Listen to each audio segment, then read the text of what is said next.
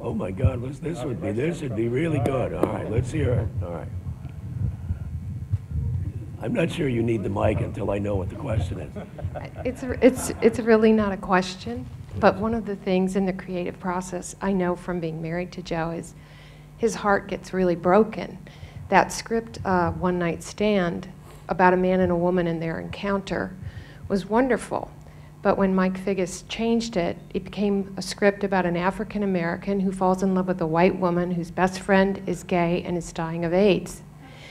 It was dramatically different. And what he said to Mike Figgis was, it's a great script, but it's not my script, it's your script. And he took his name off of it. But sometimes he can't take his name off of it when it comes out it's a horrible failure.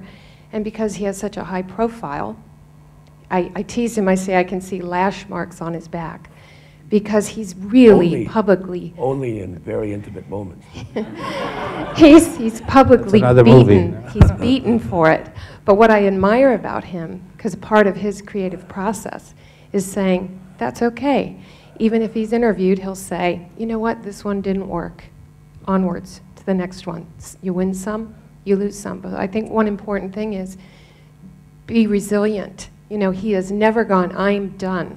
I'm going to never write again. I can't do this anymore. He always says, okay, I lost that one. It broke my heart, but now I have to think of the next one. I think that's really important for a young writer to know, don't get discouraged, because I watched him pick himself up for 20 years, and he was doing it 10 years before I met him. So I thought I would add that. Very good point, Nick.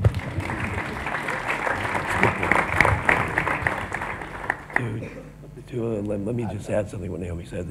On the movie Nowhere to Run, the one with Jean-Claude Van Damme, where I tried and failed to kill the director, afterwards, they brought in two writers who rewrote the whole thing completely, right? So, and I read the final script, and it was truly atrocious, and I tried to take my name off the movie. And the Writers Guild said, you can't do that because you've been paid too much money for the script. And if you've been paid a lot of money for the script, even if you want your name off the movie, you can't do it, which of course is one of the reasons that I have issues with the Writers Guild.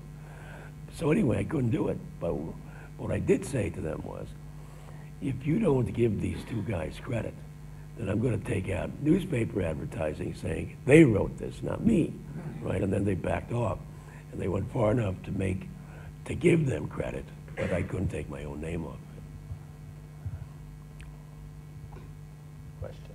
Hi Joe, my name is Balázs Hatvani and I'm a local filmmaker.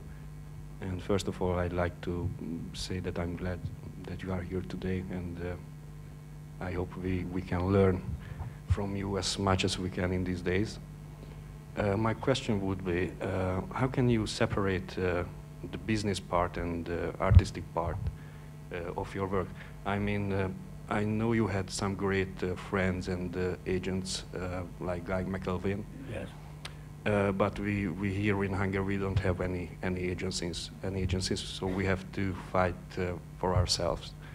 How can you keep that little magic thing inside of you as the writing itself? How can we keep that little magic inside? It's a really good question. Among the businessmen and studio people, so how can we keep that? Right. What would be your advice? Well, that's very hard, because if you get your heart broken in the process of this, you know, it's very tough to get back up and do the next one. But you have to fight for these things. I view them as my children, my creative children. They're my babies, right? I created them. And it seems to me that you can't abandon your babies either by doing work on it that mutilates the script and destroys the child, which too many screenwriters do, because they're paid for that, right? But my feeling is that if you mutilate the child, if you destroy the babies, you're going to have a really hard time looking at yourself in the mirror and going on. It's not worth doing that, in my mind, because ultimately you'll destroy your own heart in the process. You know, so that's point one. The other is that if something is in the process of being made, then you really have to fight for it. You know, I grew up in this poor part of Cleveland, and when I went to the bus stop each day in the neighborhood, there was Hungarian and Puerto Rican and German and all that. There were different gangs. And when you went to the bus stop each morning to go to school, you sort of had to either negotiate or fight your way past the kids who were standing outside of Nick's Diner, right? Especially if you were a funny-looking Hungarian kid with freckles and howdy-doody hair and ears that stuck out and all this stuff, right? So I always say that the greatest education I got for Hollywood was getting past Nick's Diner, learning when to negotiate and when to fight, and when to do that and when not. You know, and that's part of the key. They're probably, in my case, I probably err on the side of fighting too much. There have probably been situations where I should have backed off and said the hell with it. You know, but I have a very difficult time doing that, exactly because they are my children and my babies. You know, so at least that's the way I view them. I will put my local hat on for a second, where because we're in a whole different kind of thing here. You sit down and you write a screenplay, and you're willing to send it out to the world and let it live or fail. That is a very brave thing to do. And Basic Instinct could have been sold for nothing. It could have been turned down. It could have been thrown away. It could have had all of those things happen to it, but it didn't. People read it, and all the people read it in the business, and were willing to bid for it, the kind of money that has never been paid for a screenplay. So that's a gutsy move. But that comes with experience, and that comes with the kind of experience that Joe had already behind him. I don't know how many movies that had reached some success worldwide, and people appreciated it, and he had something to back him up. Unfortunately, we're here in a government-supported environment, right, where it's all different. You know, you're not going to make a lot of money unless you have the ambition to go beyond the borders. You're not going to do all that. So what you can do and not starve, which I'm sure Joe was in the beginning starving when he was writing scripts, is that you get some support from the government, and you can put your talent to work and see what you can produce and not starve. Because I'm sure that Joe, while writing the brilliant scripts of his life, was working as a waiter, as a whatever needed to be done in order to put food on the table. You guys are, I keep saying that you guys are very lucky. I wish I would have had somebody, some government in the beginning give me $2 or $3 million to make my first movie. I would have kissed their ass, because it's wonderful. So you guys have an opportunity here, but you've got to have the talent, and you've got to have the ambition, and you've got to get the experience. So keep on writing, I think, is an important part. And because it's a different environment, I would say, and I don't know, maybe this is new here because of my activities, that we want you to do well. We want you to create the scripts that can cross these borders. And we want your scripts to touch the hearts and souls of the Hungarian audiences. But in order to do that, you've got to break out of this depressive circle that I see and that I experience when reading all your material, and come up with some positive things that people can be entertained, people can be broken out of their daily life, like Joe said, and experience something unique when you're in that theater. That's the goal. Sorry. What I would add to that, and I support that, is to say to you specifically as young Hungarian screenwriters, don't worry about the finances in the beginning. I mean, I tended bar, I did all kinds of stuff in the beginning of my career. Don't worry about the finances. Trust in yourself, so that write it and believe that something good will come out of it. Somebody will see it, someone will notice it, something good will come out of it, you know, and then it could go on, break through the borders, you know, and succeed.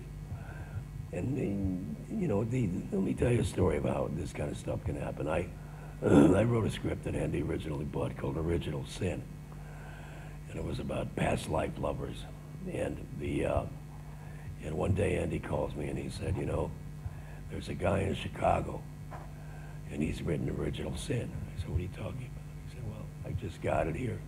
He sold it to the Hearst Television Corporation for, I think, $500,000. He said, it's your script, Xeroxed, with his name on it. Right? This guy just was, we found out that he was at a film course in Chicago, a mailman, and they taught my script in the film course. And the guy took it, Xeroxed it, put his name on it, and sold it for $500,000. People liked it, you know, really liked it. It was good. And yeah, you paid $1.5 million, I know. You're right. Yeah, God bless you, man. It was great. And but what it shows to me is that you can take a mailman in Chicago, right? No one knows him. He's in Chicago. He sends this to some obscure agent in Chicago who sends it on to an obscure agent in Hollywood. He winds up making $500,000. If it's good, someone will respond to it at some point. Maybe not as bluntly as this guy, but someone will respond to it. Now then we found out, I don't know if you remember, that this same guy had tried to sell Sacred Cows, which was my piece about the president having an intimate relationship with the cow. He couldn't sell that one. You know, put his name, I couldn't sell it, didn't sell. That one didn't sell. But these things, just write it. Write it, put your heart into it. Don't do it for the money. Of course, you know, cross your fingers for the money. But and see what happens to it. And I do tell you, and I really believe this after 16 films and 30-some years, that if it's good, someone will read it and respond to it. I think somebody wants you off the stage. That's it. Probably. Yeah. Question? There was one there.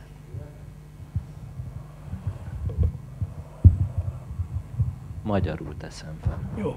Az elemi ösztönnél szó volt lélekről, zsigerről, szívről és 13 napról.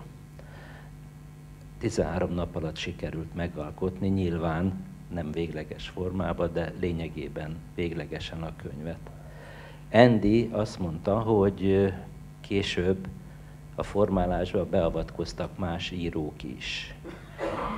Hogyan sikerült mégis visszanyerni az eredeti tartalmat, illetőleg ezeknek a próbálkozásoknak mi volt az iránya? I don't know what directions Paul Verhoeven tried with Gary Goldman, who was the screenwriter. There was one screenwriter. I do know that Paul said it didn't work, that in the course of doing those drafts, he realized how mine did work and how it was about good and evil. And he said it took working with that screenwriter for him to realize that. But in terms of what they did together, Verhoeven and Goldman, and what the outcome of those scripts was and what it looked like, I don't know. And I'm very thankful I don't know, because it could have affected my relationship with Verhoeven, and I could have gone and somehow assassinated Goldman. So it's better that I don't know. You know, it's better than that kind of situation. Well, I can tell you a little bit, not about what specifically were the changes, but if you study Basic Instinct as a script, and if you try to pull any character out or any scene out, you find out the whole thing collapses. That's a very unique way of constructing a screenplay that Joe has a talent of doing, and in this script it really worked. That if you touched it anywhere, and we tried to touch it several places because we thought we wanted to make it better, and Paul had some ideas to try, and unfortunately none of them worked. And as we pulled anything out of Joe's script, it collapsed. So it was, for us, it was an obvious choice when we read the drafts that were terrible, that we had to go back to the original, eat some crow, because Joe was right and we were wrong, but, and that's how we went forward with it. But there's often collaborative efforts where things work the other way, where our suggestions are taken by the writers and they work better because our experience and because of our thoughts. See, his throat is bothering him, but I can give you one. Please. Children of Glory is something that Joe wrote, and I felt that it went on way too long. I felt that the end of the movie was at the end of the Olympics, and we didn't care what happened from there to today. And Joe wrote that wonderfully script. He wrote another, I think, 100 pages Right. to bring it up to today. And I was adamant that the movie was over at the Olympics. And we fought very hard and very strong, and we ultimately made the movie the way I felt was right. And Joe actually came over to us and said, you know, you were right. That's where the end of the movie is. First I tried to say, if you take anything out of this, the whole thing will collapse like a deck of cards. It's exactly like Basic was. You can't do it. But Andy didn't buy that argument, and I think he was right. The focus was on that water polo team, and I did jump it, and I think the ending that I did was not nearly as uplifting and moving as an ending as where we stopped the movie. Yeah. So sometimes we producers are right also. On rare occasions, absolutely. Sorry, there was a question back there, or did we do that question?